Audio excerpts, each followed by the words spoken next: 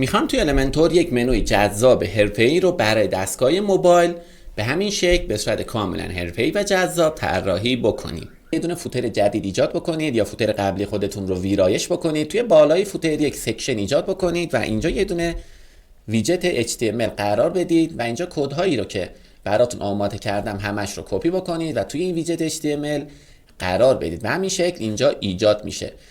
اگه خواستید که لینک هاش رو تغییر بدید، توی هر تگ A ما یه دونه لینک داریم، این رو میتونید از اینجا تغییر بدید و اگه خواستید آیکون رو تغییر بدید، این کد SVG آیکون رو تغییر میده که برای دانلود آیکون من 2 تا سایت رو براتون آماده کردم. میتونید روی سایت ها بیاید و اینجا کلیک تو کپی رو بزنید، هر آیکونی رو که خواستید اینجا پیست بکنید و اگه خواستید رنگ ها رو تغییر بدید، توی بخش استایل بیاید اینجا رنگ آیکون رو میتونید تغییر بدید، رنگ پس زمینه و رنگ دایره.